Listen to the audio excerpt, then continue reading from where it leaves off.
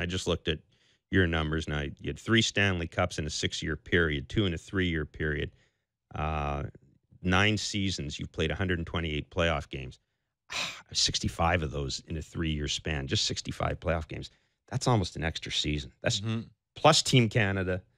That's just a lot of hockey. Yeah. Do you ever just kind of look at that and go, yeah, I've played a ton of games? Yeah. Well, there's no doubt that, like I said, getting an off season like we've had this year, I think you get to miss the game a lot. I think part of it is physical, but most of it is mental.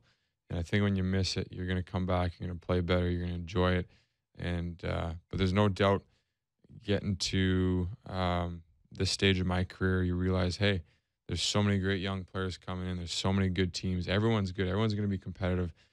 So you got to enjoy it while it lasts. And we want to take advantage of every opportunity we get, knowing that you never know when your next one's going to be. So if we got to play a lot of games coming up in the next few years, and so be it. We're going to enjoy it.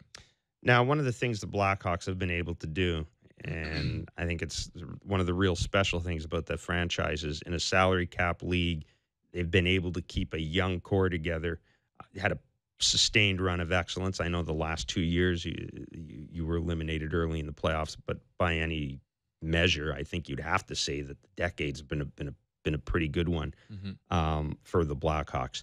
The team has gone out and reacquired Brandon Saad in the offseason.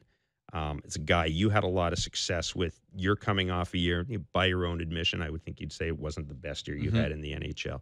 Now you're going to be reunited with Brandon Saad. How significant do you think the chemistry between you two will be in helping the Blackhawks kind of get back to where they were? Because I know Stan Bowman talked about that a lot, about how he just thought that you and Brandon had this really strong, solid chemistry. Well, I think a lot of it is going to be, again, playing the same way that I played with Marian Hossa for a number of years. Obviously, I was always that centerman that seemed to get all the credit for our defensive work and our two-way game. But Brandon's one of those guys that plays very similar to Hossa.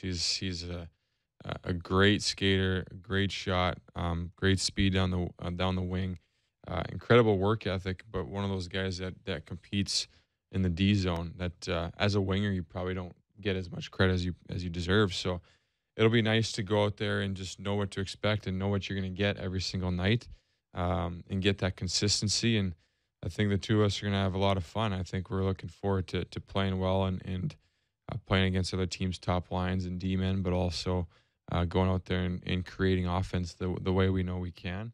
But again, Joel Quenneville likes to change the lines here and there. If that's what happens, we'll be ready for whatever. But I think we'll be looking forward to that opportunity to play together for sure.